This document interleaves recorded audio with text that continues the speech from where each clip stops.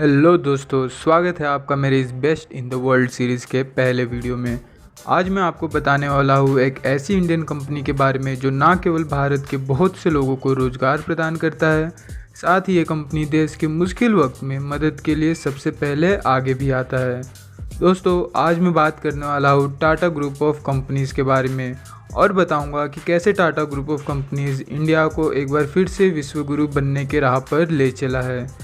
दोस्तों, आज के टाइम पे चाय पत्ती से लेकर नमक तक, नैनो से लेकर जैगुआर तक, कंस्ट्रक्शन व्हीकल्स से लेकर पब्लिक ट्रांसपोर्ट व्हीकल तक, कंसल्टेंसी सर्विसेज से लेकर टेलीकम्युनिकेशंस तक, इलेक्ट्रिकल अप्लायंसेस से लेकर केमिकल्स तक, टाटा ग्रुप ऑफ कंपनीज का जाल फैला हुआ है।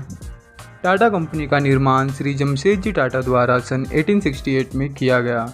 दोस्तों, यह हमारे देश का दुर्भाग्य है कि आज भी कई लोगों को श्री जमशेदजी टाटा के बारे में पता नहीं है, पर चिंता मत कीजिए, आपका भाई राहुल है ना।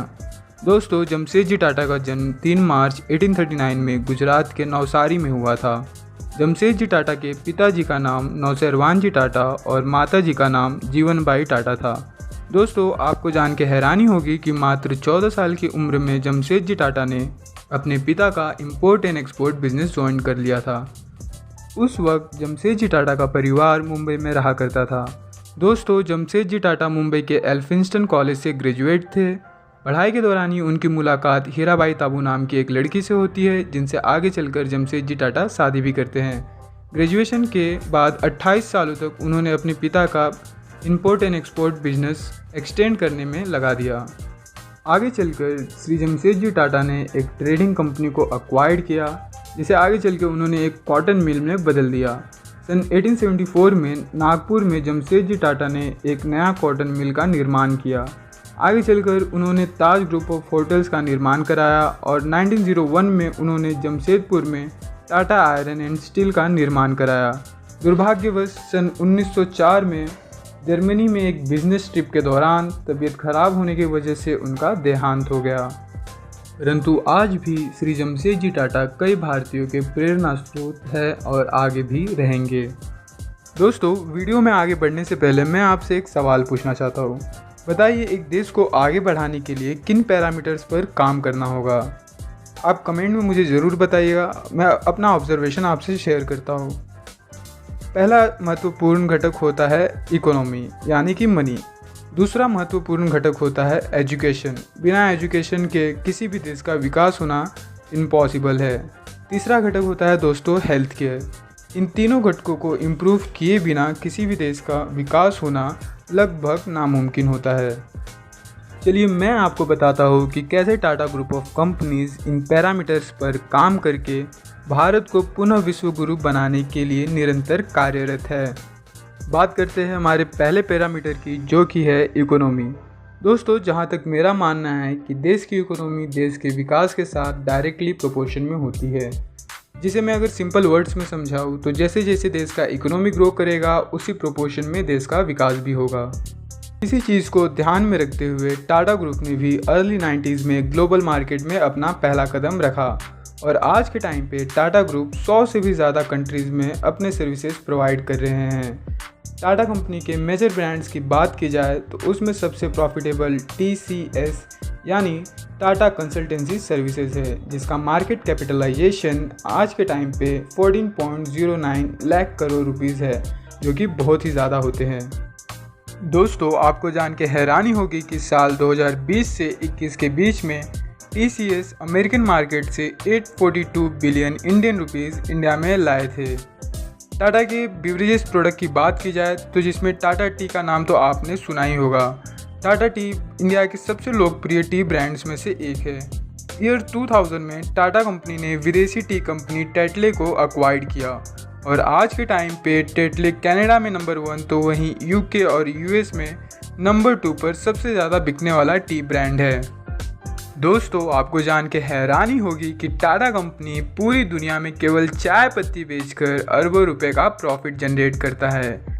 यही नहीं, टाटा अपने Titan, Tanishq, Sonada, Titan i+ और फास्ट ट्रैक के एसेसरीज बेचकर हर साल 21,204 करोड़ रुपीस जनरेट करता है। इसके अलावा टाटा स्टील लिमिटेड से 1.57 lakh crore rupees annually generate होता है। बात की जाए टाटा ग्रुप के होटल्स की, जिसमें ताज, वेवांता, गेटवे एंड जिंजर जैसे बड़े और लग्जरियस होटल्स आते हैं। इन होटल से Tata group 4,595 crore rupees annually generate करता है। बात की जाए टाटा मोटर्स की, तो इससे 3.1 lakh crore rupees annually generate होता है। दोस्तों, अगर मैं आपको टाटा ग्रुप के सभी कंपनीज के नाम और इनकम बताने लगूँ तो वीडियो बहुत ही ज़्यादा लंबा हो जाएगा, क्योंकि टाटा ग्रुप के अंदर 100 से भी ज़्यादा कंपनीज आती है। सोचिए इन सभी कंपनीज से टाटा ग्रुप कितना रेवेन्यू जनरेट करता होगा, और इसी से हम अंदाज़ा लगा लेते हैं कि टाटा ग्रुप इंडिया के इकोनॉमिकल ग्रोथ में कितना बड़ा रोल प्ले करता है। दोस्तों, इस बात का अंदाज़ा आप इस तरीके से भी लगा सकते हो कि सन 2000 तक टाटा ग्रुप के टोटल टर्नओवर का सिर्फ 20% हिस्सा विदेशों से आता था, क्योंकि तभी टाटा एक इंडियन बेस्ड इमर्जिंग कंपनी था। अभी के टाइम पे टाटा ग्रुप के टोटल टर्नओवर का 70% से भी ज़्यादा हिस्सा विदेशों से आता है। अब आप लोगों में से कईयों के मन में यह विचार ज़रूर आ रहा होगा कि टाटा कंपनी इतना सारा इनकम जनरेट तो करता है, और इससे हमारा क्या फ़ायदा और देश की इकोनॉमी कैसे ग्रो होगी इससे। तो मैं आपको बता दूं कि सन 2017 में 21,08,118 करोड़ रुपए, जो कि टोटल टैक्स कलेक्शन था इंडिया का, उसमें से 47,196 करोड़ रुपीस टाटा ग्रुप ने पे किया था एज अ टैक्स।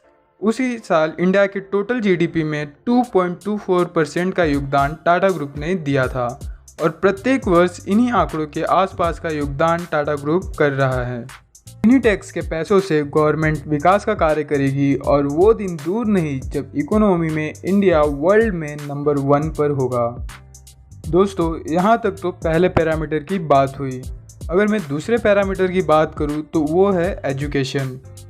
बिना एजुकेशन के विकास के सपने देखना व्यर्थ है, और विश्व के जितने भी सफल देश है, अगर उनके लोगों की साक्षरता देखी जाए तो वो 100% के आसपास ही होती है।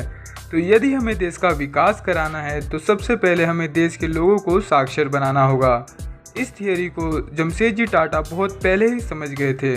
सन 1892 से ही जमशेदजी टाटा इंडियन स्टूडेंट्स को हायर स्टडीज़ के लिए स्कॉलरशिप और लोन्स देना स्टार्ट कर दिए थे, और 1911 में जमशेदजी टाटा ने इंडियन इंस्टीट्यूट ऑफ साइंस का निर्माण कराया, और आज के टाइम पे टाटा ग्रुप के 84 से भी ज़्यादा एजुकेशन प्रोजेक्ट्स भारत के 26 स्टेट्स के 145 डिस्ट्रिक्ट्स में 3.6 मिलियन से भी ज़्यादा स्टूडेंट्स और टीचर को लाभान्वित कर रहे हैं।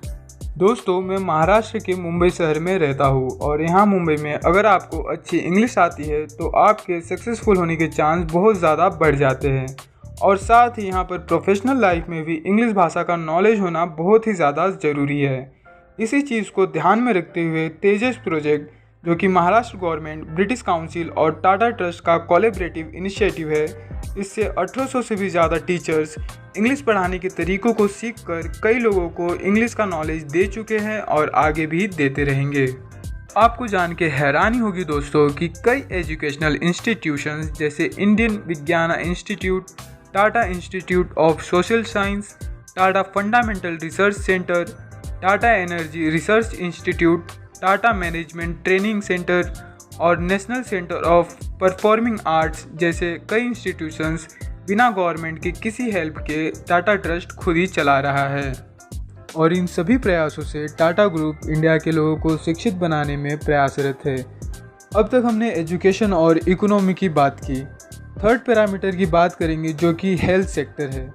बिना अच्छे हेल्थ केयर फैसिलिटीज़ के किसी भी देश के विकास के बारे में सोचना बिल्कुल भी व्यर्थ है।